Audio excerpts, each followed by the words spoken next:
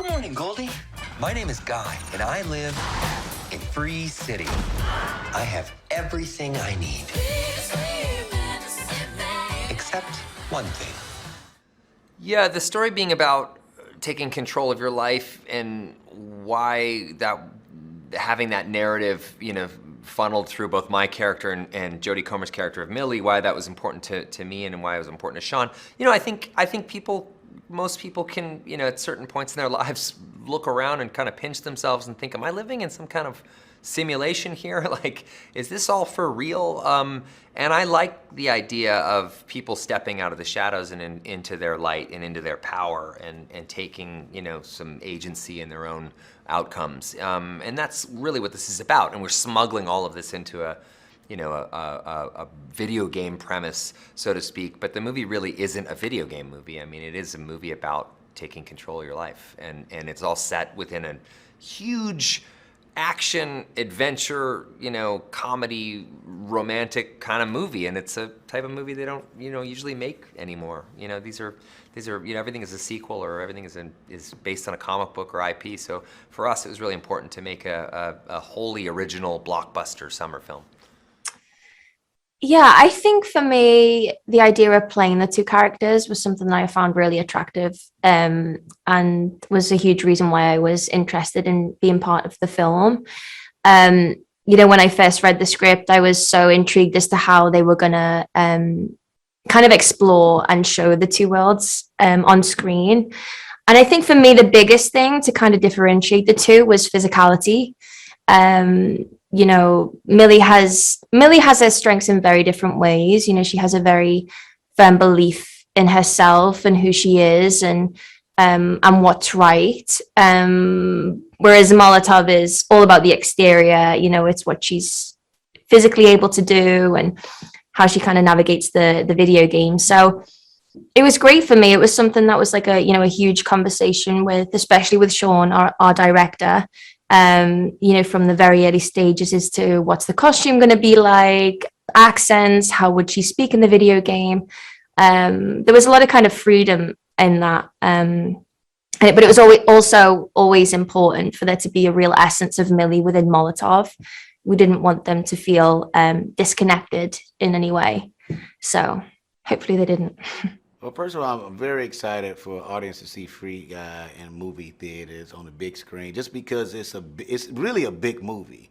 Outside, like, it has a heart, it has a comedy, it has a romance, but it really does have action and just like this beautiful layer of special effects and sound. So like to see that with the theater, like it's a theater movie. I mean, yes, you can watch it at home, but it is a theater experience movie.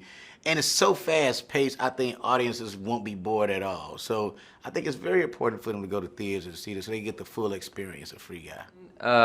Yeah, Ryan did call this a fast ball of joy. And I think when you see the movie, it's pretty clear why. The pace is really quick.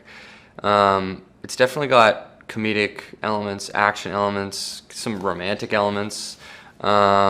But on set, I mean, it was just a real blast to make this movie and to be surrounded with such incredible talent every day. So, yeah, it was amazing. So the question is, why is the movie so relevant to our world today? I think a lot of people feel like their daily lives. I mean, while these are obviously not, I'm not being literal with this. A lot of people sometimes feel like they've spent their day being shot, stabbed, run over, smashed in the face and stripped of their dignity. And that's kind of what happens with NPCs in this movie. And NPCs means non-playable character. Basically a background character, an expendable character that is just designed or used for, violence or your own kind of weird, idea of kicks. So I think it's relevant today because, I think that's something a lot of people kind of feel, both figuratively and literally. So, there's a lot going on in the world, and, to produce a movie that is, a fastball of joy is, I think, much needed respite in the storm of today. So I'm pretty happy about that. I think out of everyone, I was definitely probably one of the ones who was cracking up a lot, especially with Ryan, you know, because I had a lot of time spent with Ryan. There's actually a scene in the film where we're eating bubblegum ice cream, and he says a joke, and he probably had like 5 jokes ready, and there was a lot of takes of me just hysterically laughing, and I think Shawn was like, you can just laugh a little bit less, she's a little bit cooler than that. So yeah, it was great. I mean, it just, you know, that kind of atmosphere just trickled all the way through the set. It was a very easygoing, fun set to be on, and to get to witness how, you know, Ryan and Utkarsh and Taika work. There was one day I went to set because I had a costume fitting, and Taika was filming, and he was improvising for about 10 minutes. And I just sat there on my day off on a chair and watched him do it because I was so impressed. So yeah, it was very, very fun, and I took a lot away from it. No, but Ryan Reynolds is right. This is a fastball of joy, this movie is. Just because, you know what's funny? You can make a movie like this and it can be darker than what we did. But what we did was keep the heart and the joy in the movie. I mean, from the time, like, if you think about it, when it opens, it's joy. When it closes, it's joy. With a lot going on in between. But at the same time, I think that's why audiences are going to love it. And I think that's why, like, even though this movie has been pushed a couple times, honestly, right now, I feel like it's perfect timing, just because where we at in the world and the different Easter eggs we have in this movie of messages, and you'll see without me giving away. But it's a fastball of joy, like he said. How excited am I to have people see it? Very excited. I mean, it was supposed to come out. It feels like it's supposed to come out. I guess a year ago with 4 different release dates, so it feels like a long time coming, and especially in theaters, which I think is so important. One of the reasons that they really were insistent on that is just because this is a movie that is so amazing to see with a group of people, like a large audience. I mean, visuals alone, all the special effects, I think that's reason to go see it, but there are comedic moments, there are sort of dramatic moments that happen throughout the film that, lend themselves to be with a big group of people. I think it brings people together. Well, the blue shirt, the significance of blue shirt is, you know, like, I remember years and years ago, I worked at Safeway, a grocery store in Vancouver, British Columbia, and I was also working at a yacht, like a fancy yacht club as a busboy. And I just remember, you know, both loving my job, the Safeway job in particular, but the yacht club part was tough because I always felt so invisible. And at the same time, my brother worked at Kinko's, which had a similar kind of uniform as what, you know, Guy is wearing in the movie. So that was something I'd written into the script early on and liked, because it just sort of felt like a Ned Flanders-y kind of background palette that, that anybody, so I like that Blue Shirt Guy that literally becomes his name in the movie, Blue Shirt Guy. Like, they don't even give him an identity. It's just Blue Shirt Guy. And he slowly but surely, you know, grows an identity and grows a real purpose and learns how to fight back. And that's where he steps into being Guy, just Guy. And even says it a few times in the movie, my name is Guy. And I love that. So the clothing choice was certainly intentional.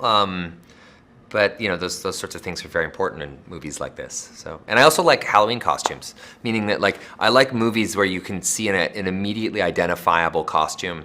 And the following Halloween, if you see somebody dressed in that, you're like, oh, that's from the movie, blah, blah, blah. You know, like, so that's part of it, too, is I like that it was immediately identifiable as Guy from our movie. Definitely. It is a fastball of joy. I feel like that's a perfect catchphrase from Ryan. And I think it's hugely down to the people who were making it. You know, I've said this before, but from the moment I met Shawn and Ryan at my audition room in New York, I flew over there. I just finished Killing Eve like the day before. And they were so welcoming, and it felt like a safe space to play around and try different things. You know, I didn't feel like I was being judged in any way. They were really rooting for me to do the best work that I could, and that continued through the whole shoot. It was impossible not to have a good day when you were on set. because it is silly and it has a lot of heart, and we all had such an amazing time making it that I feel like you can't help but feel and experience that when you're sat watching it at home or in the cinema. So, like, I didn't get a chance to work with Utkarsh, Tiki, but because they was in the real world, so I was in the video game. But me and Ryan, working with Ryan Reynolds, man, was like so much fun, and we laughed a lot. And one thing I love about Ryan is that he's a complimentary actor, right? So like, yell cut, and he'll come to me like, dude, that was really funny, that was great, oh my God, so great, so funny. And I thought that was really cool, and I think that was cool. It was a lot of dapping up at the stuff, man, at the cut, and just showing each other love for just doing something really cool. So shout out to Ryan Reynolds. That's who I was around most of the time. I think Jodie may have been really outside the other video game characters. I was with most of the time. But Ryan was great. He was so good, so funny. Yeah, my character Keys in the film does have a really great arc in the movie. I really enjoyed where we sort of pick up with him. He's kind of at a very low point in his life, and kind of the backstory leading up is one of anticipation. He creates this game with his best friend, sells the content, and then kind of it gets shelved, and his dream kind of crumbles, and then he ends up working at this company. So I really enjoy that we pick him up at a low point, and then kind of, the story kind of elevates from there. It's rare than you might think to find characters with good arcs, and it's always amazing when you get to play somebody who goes through a real transformation throughout the film, and that was a challenge that I was looking forward to. Well, as somebody who, grew up adoring and loving going to theaters and watching movies and having that communal experience, I still love it. I got to screen Free Guy in Boston a couple of weeks ago and watch it with, a theater filled with people, and it was just such a wonderful communal experience. It's also so contagious to enjoy that laughter, that sort of you sort of, when someone else laughs, you laugh along with them, and I don't know, there's something about that community experience that I will always love. So Yeah, so I think for me, the stunts were definitely the biggest challenge. It was definitely the most I've done in any project I've been a part of. I did as much as I could. I was really determined to do that. But I had an incredible stunt double called Haley Wright, who did the really, really cool stuff. I can't take credit for that. But yeah, there's some huge action sequences in this film. So when I got to Boston, I got there a couple of weeks before we started filming, and I would do like an hour of my own kind of personal fitness workout, and then I would do like 3 hours a day with the stunt team. Because what I've learned about stunts is they're very much like a dance. It's all choreography, and you've got to focus on what you're doing, you've got to make it feel real, but then you also have to keep the person opposite you safe. Like, there's so much that goes into that, and it's the closest I've ever worked with a stunt department, and I just I take my hat off to them all, because without them the film would not be what it is. In my opinion, the most powerful message that you can take away from this film, and it's gonna be, everybody's gonna say different things, I think, but like for me, it's just you just get up and just keep trying.